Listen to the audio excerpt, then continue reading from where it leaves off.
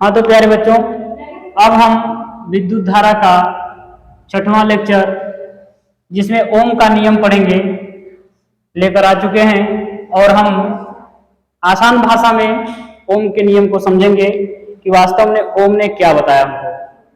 तो ओम किसी साइंटिस्ट का नाम है।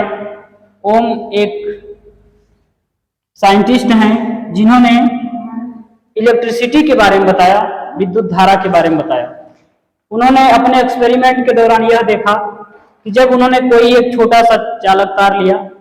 चालक तार का मतलब क्या होता है बच्चों? चालक तार का मतलब वो होता है जिसमें धारा आसानी से आ जा सके।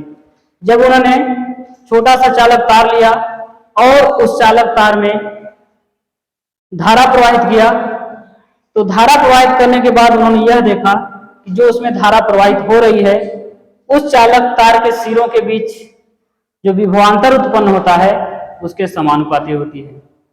तो ये क्रिया उन्होंने बार बार किया और बार बार ये क्रिया करने के बाद उन्होंने गेस किया और फिर उन्होंने ऐसा किया कि चालक तार को की जो लंबाई है उसको बढ़ा दिया गया। जब उस चालक तार की लंबाई को बढ़ाए तब ऐसा सिस्टम नहीं हुआ। तो उन्होंने अपने नियम में साफ शब्दों में कहा है कि यदि किसी चालक तार की भौतिक अवस्था, फिजिकल स्टेट, भौतिक अवस्था का मतलब होता है कि जिसमें हम परिवर्तन करते हैं।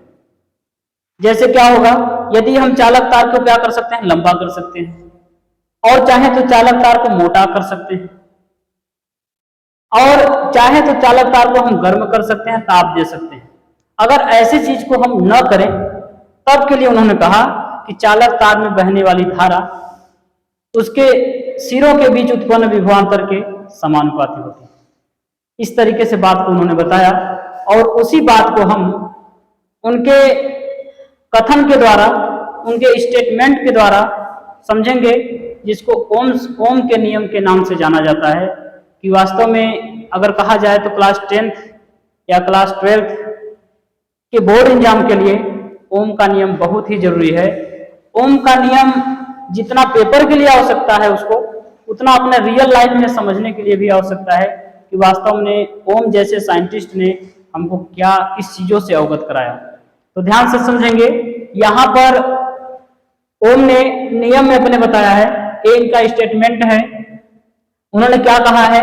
यदि किसी चालक तार की भौतिक अवस्था, यदि किसी चालक तार की भौतिक अवस्था, ताप, दाब तथा लंबाई आदि में कोई परिवर्तन न किया जाए, उन्होंने कहा हाँ तो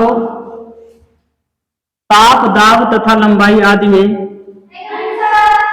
कोई परिवर्तन न किया जाए तो चालक तार में बहने वाली धारा उस चालक तार के सिरों के बीच उत्पन्न विभवांतर के समानुपाती होती है।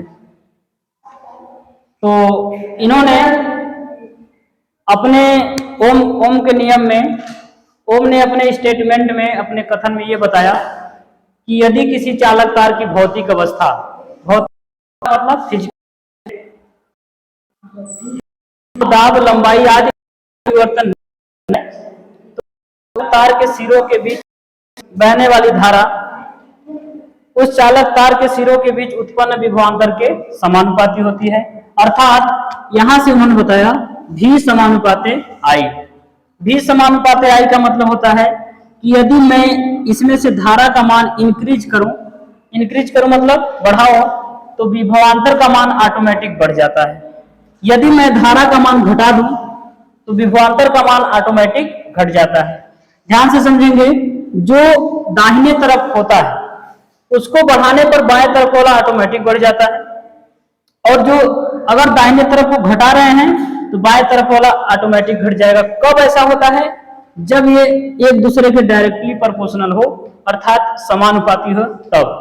उसके बाद ओम ने कहा कि यदि मान लेते हैं अभी लंबाई समान है, लंबाई ताप दाब लंबाई में कोई परिवर्तन नहीं किया जा रहा है, तब के लिए ऐसा कंडीशन है, यदि मैं चालक तार के ताप, दाब, लंबाई में परिवर्तन कर दूं तब विभव कैसे बराबर रहेगा, तब विभवांतर कैसे बराबर रहेगा।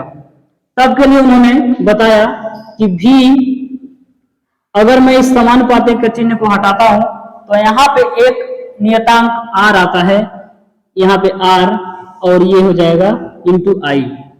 अब यदि इसको सही से लिख दिया जाए R इंटू आई, अब यहाँ पे क्या होगा कि यदि हम अब धारा इधर चालक तार की लंबाई को भी बढ़ा देंगे तो इस हिसाब से अगर मैं प्रतिरोध के मान को मैनेज कर दूं तो जो सिरों के बीच विभवांतर होगा वो क्या होगा, बराबर होगा। तो ध्यान समझना। अब यहाँ पे प्रश्न ये है बच्चों कि ये जो R है वो क्या है, R क्या है, R है प्रतिरोध। यहां से R क्या है, प्रतिरोध है। किसका प्रतिरोध है, उस चालक तार का प्रतिरोध है। R किसका प्रतिरोध है, उस चालक तार का प्रतिरोध है। तो ध्यान समझना, यहां से जो एक मोस्ट इंपॉर्टेंट फार्मूला निकल के आता है G बराबर I इंटू आर, बहुत ही महत्वपूर्ण फार्मूला है G बराबर I इंटू आर। अब इसी फार्मूले से हम किसका मान निकाल देंगे, धारा का मान निकालेंगे और प्रतिरोध का मान निकालेंगे। तो धारा का मान अगर यहां से निकालते हैं तो I इक्वल टू होता है V अपान R, ये धारा का मान हो जाता है। यहां से अगर मात्रक देखा जाए तो वोल्ट हो जाएगा इसका, क्योंकि विभवांतर का मात्रक वोल्ट होता है। और यहां से अगर देखा जाए तो धारा का जो मात्रक होता है वो एम्पियर होता है, एम्पियर। और अब हम निकालेंगे किसके लिए, रेजिस्टेंस के लिए, यानी प्रतिरोध के लिए। कैसे निकालेंगे, तो R बराबर हो जाएगा, R बराबर निकालेंगे तो V अपान I, इस तरीके से। और R का जो मात्रक होता है बच्चों, R का मात्रक क्या होता है, ओम। R का मात्रक होता है ओम, जिसका सिंबल है इस तरीके से, यहाँ पे सिंबल बनाया जाता है ओम का। तो ओम ने अपना इसका मात्रक ही ओम रखा, क्योंकि इसके जो मात्रा की गणना करने वाले हैं उनका नाम खुद ओम ही है। और उन्होंने अपने नाम को, ताकि हम लोग आगे भी चलकर उनके नाम को कभी भूले ना, इसलिए उन्होंने उसका मात्रक ही, प्रतिरोध का मात्रक ही ओम रख दिया। तो बच्चों आज हमने ओम का नियम सीखा। ओम के नियम में यही बताया गया कि यदि किसी चालक तार की भौतिक अवस्था, ताप, दाब, लंबाई तथा क्षेत्रफल आदि में कोई परिवर्तन न किया जाए तो उस चालक तार में बहने वाली धारा उस चालक तार के सिरों के बीच उत्पन्न विभवांतर के समानुपाती होती है, अर्थात V समानुपाते I। यानी I बढ़ाओगे तो V ऑटोमेटिक बढ़ जाएगा और I को घटाओगे तो V ऑटोमेटिक घट जाएगा। तो धन्यवाद बच्चों, आज हमने ओम का नियम पढ़ा। अब मिलते हैं नेक्स्ट लेक्चर में। धन्यवाद।